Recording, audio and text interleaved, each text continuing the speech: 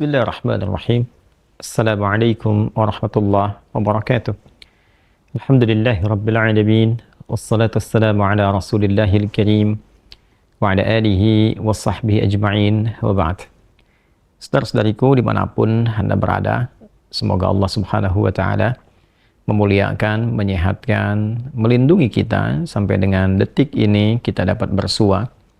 Dan lebih dari itu, semoga Allah subhanahu wa ta'ala senantiasa memberikan taufik, panduan untuk menjalani kehidupan di dunia ini agar mendapatkan rahmat Allah Subhanahu wa taala yang bisa kita bawa pulang menghadap Allah pada hari kiamat kelak insyaallah.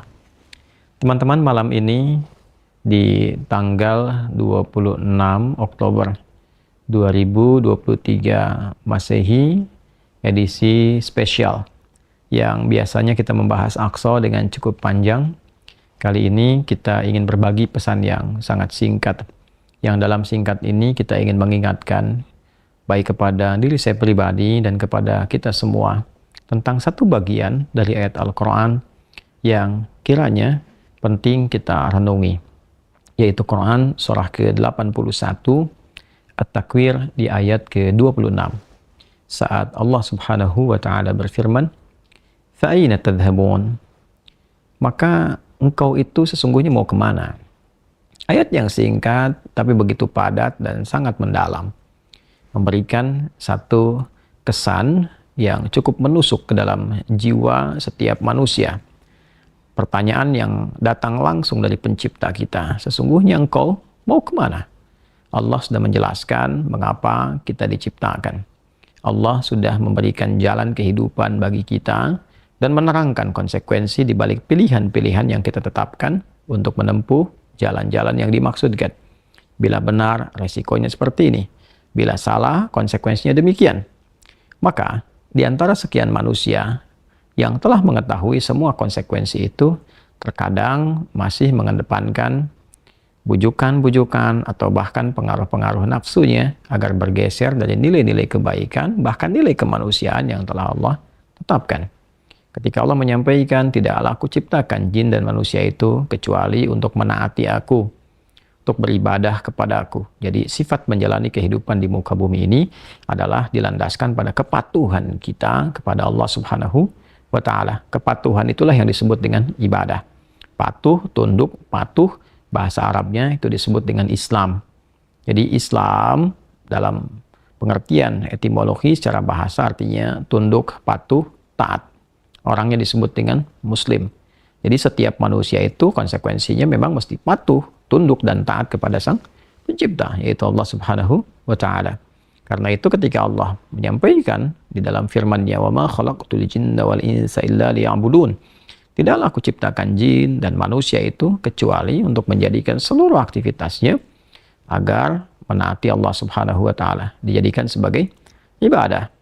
Jadi kita dari bangun tidur sampai tidur itu sejatinya adalah memetakan kurikulum untuk menaati Allah dalam bingkai ibadah. Dilatih dalam bentuk ritual. Ritual itu untuk mengaktifkan titik spiritual kita, titik roh kita. Segala yang terkait dengan roh disebut rohani. Jadi dalam diri kita ini ada spiritnya, ada rohnya. Dan itu adalah titik latihan pertama untuk mengaktifkan ya titik-titik kebertuhanan. Jadi ketika Allah sampaikan, tidaklah aku ciptakan engkau kecuali untuk menaatiku. Nah, titik ketaatan itu ya disebut dengan titik ritualnya. Ibadahnya ibadah ritual, ya keadaannya keadaan spiritual, itu yang penting kita aktifkan dulu. Itu sebabnya diminta kita sholat untuk mengoneksikan diri kita, mengaktifkan sinyal itu dengan Allah Subhanahu wa ta'ala, dengan Sang Pencipta. Sehingga ketika terkoneksi, terbangun kesadaran dari dalam diri kita sebagai sebuah fitrah. Nanti kesadaran itu yang akan membimbing bagian dari sifat intelektual kita, titik intelektual, ya IQ itu, ya intellectual question. Kemudian nanti titik fisik kita, physical question. Jadi nanti yang menggerakkan adalah titik spiritualnya. Ini yang memberi perintah. Kalau akal itu masih objektifnya normal saja, karena dia hanya mengkonstruksikan pikiran, mengolah data, ya jadi informasi menjadi knowledge. Knowledge itu yang akan diteruskan kepada fisik untuk dieksekusi. Ya, bagaimana nanti lisan bicara? Seperti apa konstruksi bicaranya? Mengatur katanya bagaimana? Memilihnya seperti apa? Menjelaskannya bagaimana? Tapi perintah untuk melakukan itu sumbernya dari sini. Ya, dari titik terdalamnya. Di dalam itu cuma ada dua. Ada jiwa takwa, ada jiwa fujur. Fa'alhamaha fujuraha wa taqwaha. Maka di dalam diri manusia itu, di titik paling dalamnya itu, ada nilai kebaikan, disebut dengan takwa, karakter moral kebaikan. Ada yang buruk disebut dengan fujur. Nama lainnya disebut dengan nafsu. Karena dari fujur keluar su, melewati nafas. Nafas ketemu su, jadi nafsu. Quran surah ke-12 ayat 53. Wa ma ubarni'un nafsi innan nafsa la'ammaratum bisu illa ma rahima rabbi. Maka semua tindakan kita, menatap, mendengar, berbicara, bertutur, sampai dengan berjalan, ujung kepala sampai ujung kaki, yang kita jadikan sebagai bagian dari perangkat beraktivitas itu, semua tatanannya, perintahnya kalau tidak dari takwa, adalah dari fujur. Kalau bukan dari sifat baik, sifat buruk yang bersumber dari nafsunya. Maka semua kegiatan yang kita desain dalam setiap hari itu, kita tata. Dan Allah tanya, baik, engkau untuk apa bekerja? Ya Allah, saya ingin mencari rezeki. Baik, bagus. Untuk dapat uang. Setelah dapat uang mau kemana? Pengen kaya. Setelah kaya mau ngapain? Beli ini, beli itu. Setelah itu mau ngapain? Ditanya terus sampai ujungnya. Fa'aina tadhhabun? Sampai ke titik puncaknya. Kalau kamu sudah meraih apa yang kamu inginkan itu, harta sudah banyak, terkumpul, sudah mewah, rumah sudah megah, mobil melimpah, hidup juga kaya begitu rupa, terus mau ngapain? Ya. Maka orang-orang yang bingung pada akhirnya dia mencari-cari ketenangan. Akhirnya balik lagi, sudah kaya segala rupa, cuma cari ketenangan, akhirnya balik lagi ke desa, nyewa gubuk, nanam kangkung, nanam cabai. Terus kalau memang dengan seperti itu bisa bahagia, kenapa selama ini kerja keras mendapatkan sesuatu yang dikumpulkan? Balik ditanya. Kamu kedudukan pengen jadi apa? Terus. Yang di militer pengen dapat bintang 1, 2, 3, 4. Kalau perlu jenderal besar, bintang 5. Setelah itu mau ngapain? Mau diarahkan kemana semua itu? Karena pada akhirnya semua bintang akan berguguran. Ya, wafat juga, meninggal juga. Kalau sudah selesai, purna, selesai. Demikian yang punya ilmu, punya jabatan, macam-macam. Mau diapain?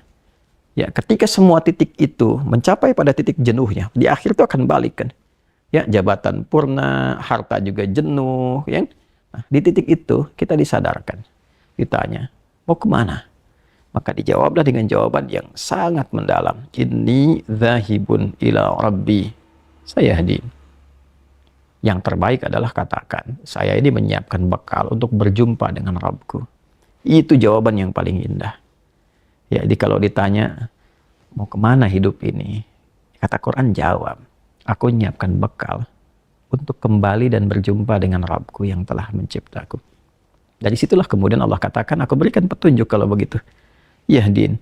Ya, aku berikan petunjuk kata Allah. Jadi orang-orang yang menyiapkan semua aktivitasnya dan dia lakukan untuk Allah, berjumpa dengan Allah, maka Allah akan berikan petunjuk dalam setiap aktivitas kehidupannya.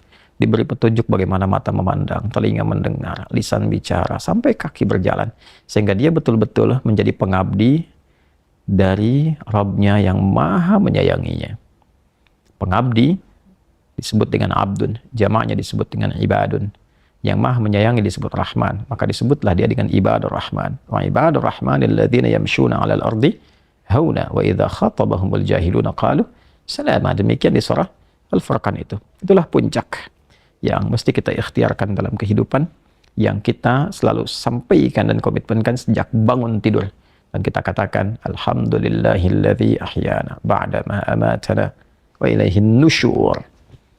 Terima kasih ya Allah, segala puji hanya milik-Mu yang telah memberi kesempatan hamba menjalani kehidupan. Padahal Engkau telah tahan nyawa hamba tadi dalam tidur. Sesuai ajal Kau berikan kesempatan. Hamba berjanji ya Allah, hamba akan menyebar beraktivitas untuk mencari bekal menghadap-Mu. Saudara-saudariku, sedalam, sejauh, sebanyak kegiatan, aktivitas jabatan yang telah kita kumpulkan, harta benda, pengetahuan, sampai detik ini, apakah betul-betul sudah kita siapkan sebagai bekal untuk bertemu dengan Allah? Atau hanya sekedar mengumpulkan semua itu tanpa arah, yang pada akhirnya bertemu dengan kejenuhan kembali? Renungkanlah malam ini, malam Jumat. Jumat saat manusia pertama diciptakan, diturunkan di surga, mengawali misi di dunia, diwafatkan, dan di titik itu kita akan berpisah dengan dunia. Saat adzan berkumandang, nampak jelas seluruhnya. Semoga Allah muliakan kita. Selamat merenung. Allahu Akbar. Allahu Akbar. Subhanakallahumma bihamdika asyhadu an la ilaha illa anta nastaghfiruka wa natubu ilaik. Alhamdulillahirabbil alamin. Assalamualaikum warahmatullahi wabarakatuh.